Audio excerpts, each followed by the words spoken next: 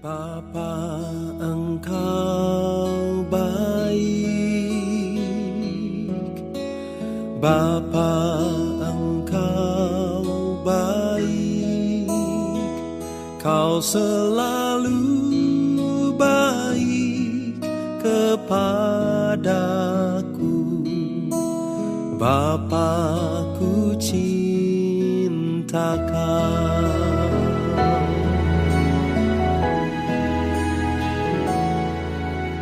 Bapa, Engkau baik.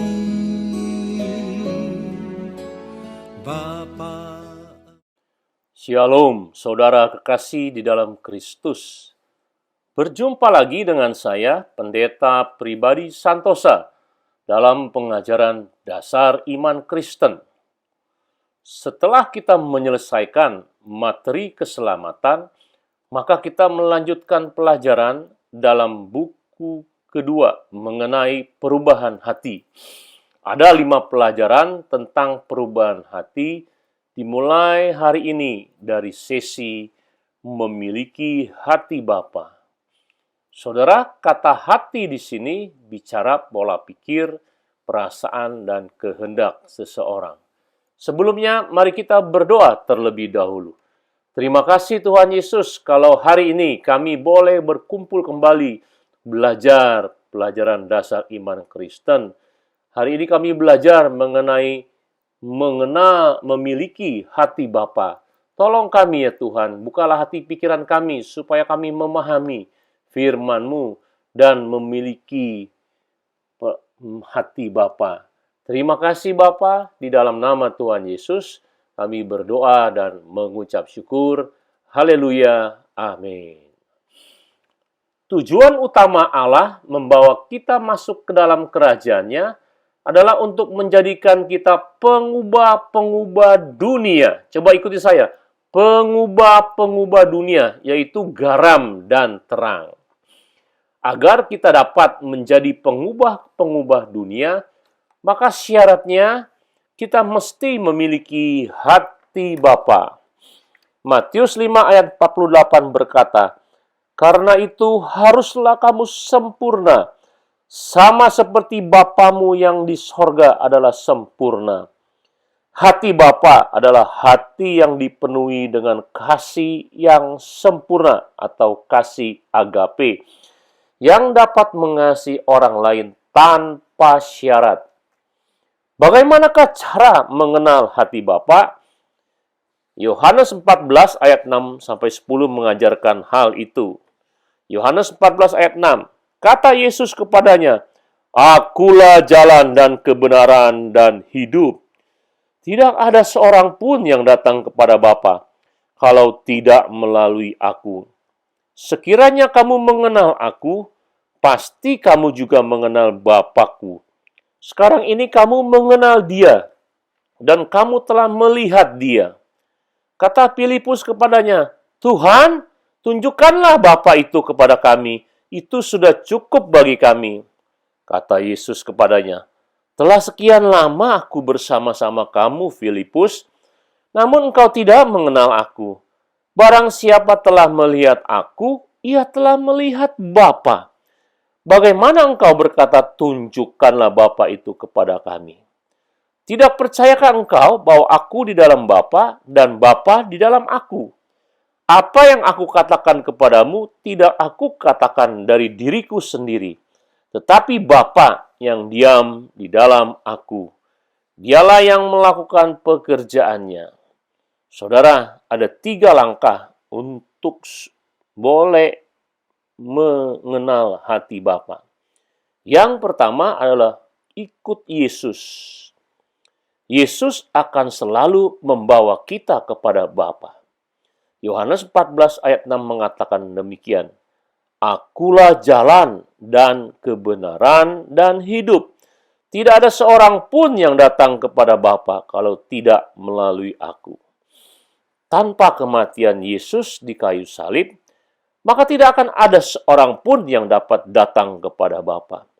Yesus adalah jalan, dan Bapa yang artinya sumber adalah tujuan kita.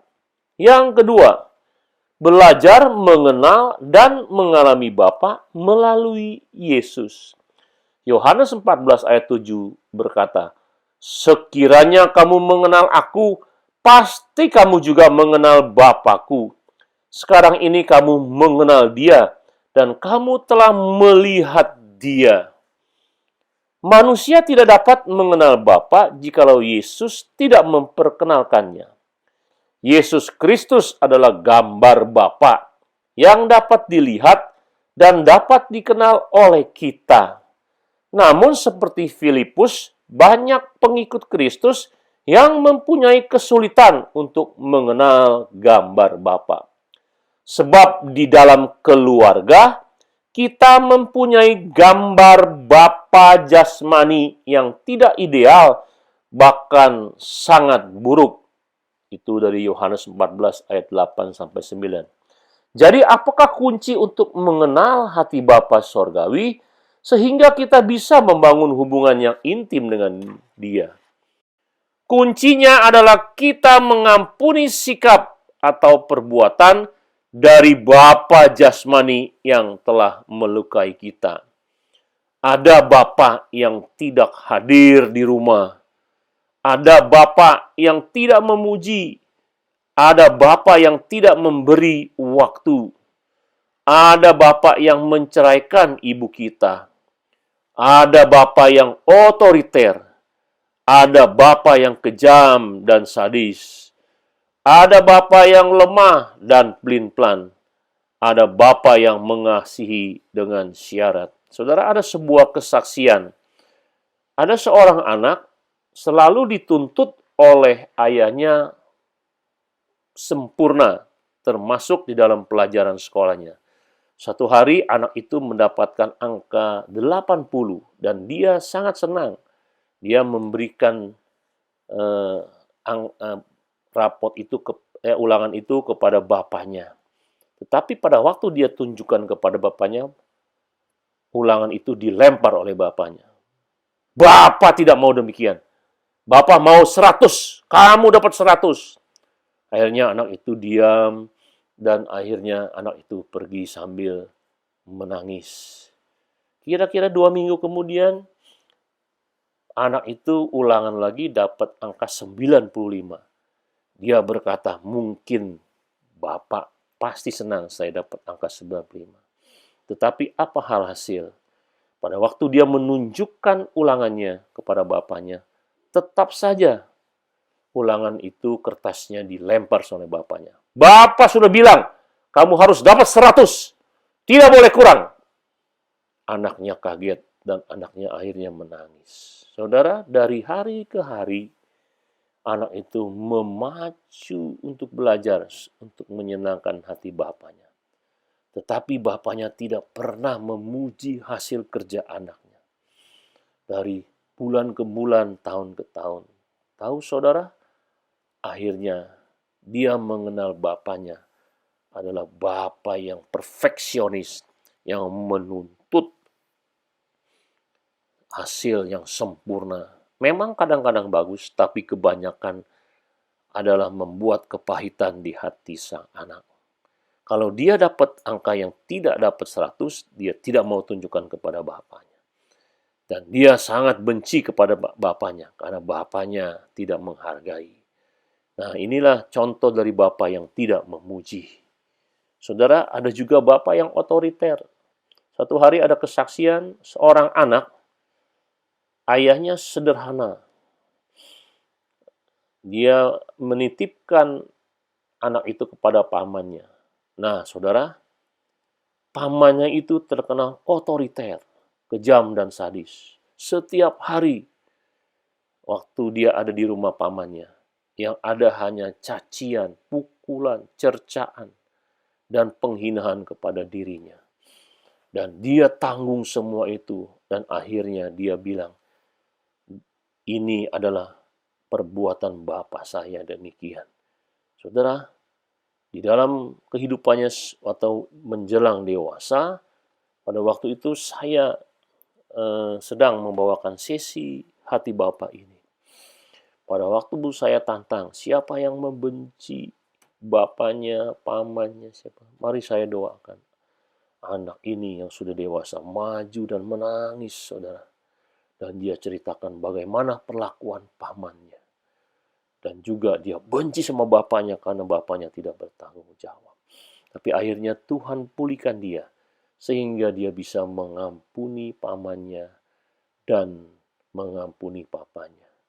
Setelah dia bisa mengampuni, dia terbuka dan bisa mengenal bagaimana Bapa di sorga. Saudara, itulah kejadian kesaksian yang saya alami. Kesalahan bapa jasmani yang tidak diampuni dapat menjadi penghalang untuk mengalami kasih Bapa sorgawi. Lukas 1 ayat 16-17 bilang begini. Ia akan membuat banyak orang Israel berbalik kepada Tuhan Allah mereka. Dan ia akan berjalan mendahului Tuhan dalam roh dan kuasa Elia untuk membuat hati bapak-bapak berbalik kepada anak-anaknya dan hati orang-orang durhaka kepada pikiran orang yang benar, dan dengan demikian menyiapkan bagi Tuhan suatu umat yang layak baginya. Kemudian saudara bisa baca Matius 6 ayat 14-15. Berbunyi demikian. Ayat 14. Karena jikalau kamu mengampuni kesalahan orang, Bapamu yang di sorga akan mengampuni kamu juga. Tetapi jikalau kamu tidak mengampuni orang, Bapamu juga tidak akan mengampuni kesalahanmu. Jadi saudara, jikalau hari ini ada satu ganjelan di hati saudara, ada kebencian, ada kepahitan, terutama kepada ayah kandung saudara. Hari ini Tuhan berkata, ampunilah mereka, nak. Karena dengan pengampunan ini, aku bisa menyentuh hatimu. Nah, saudara-saudara, mari kita buka hati kita untuk sungguh-sungguh kita bisa mengampuni. Nanti saya akan doakan secara khusus orang-orang yang demikian. Kemudian, saudara, tantangan Anda hari ini, beritakan Injil Kerajaan Allah dan tantanglah mereka yang percaya untuk bertobat dan menerima Kristus sebagai Tuhan dan Juru Selamatnya. Tantang dan doakan mereka yang ingin mengalami perubahan hati melalui jamahan kasih Bapa. Tegaskan pada mereka untuk mengampuni sikap atau perbuatan bapa jasmani mereka. Kemudian saudara bisa diskusi. Yang pertama, ceritakan bagaimana hubungan Anda dengan orang tua, terutama dengan papa Anda. Yang kedua, ceritakan karakter apa yang paling Anda sukai dan karakter apa yang paling tidak Anda sukai. Yang ketiga, ceritakan pengalaman yang paling berkesan atau yang paling buruk dengan ayah Anda. Kalau saudara tidak ada teman, saudara bisa tulis mengenai jawaban pertanyaan ini di atas kertas dan kemudian akan dikumpulkan, diberikan kepada saya. Yang terakhir adalah ayat hafalan. Matius 5 ayat 48. Karena itu haruslah kamu sempurna sama seperti Bapamu yang di sorga adalah sempurna. Mari kita berdoa. Tuhan, Engkau sudah berbicara kepada kami untuk memiliki hati Bapa. Kami banyak dihalangi oleh kepahitan, kebencian kepada Bapa dunia kami. Karena Bapa jasmani kami tidak mengasihi kami. Bapa ada yang otoriter, ada yang perfeksionis, ada yang tidak hadir di rumah, ada yang tidak pernah memberi waktu kepada kami. Kadang-kadang juga ada yang menceraikan ibu kita. Ya Tuhan, kami berdoa, jamalah hati kami supaya kami bisa mengampuni ayah kandung kami sendiri. Supaya hati kami dipulihkan oleh Tuhan dan mengenal gambar Bapa.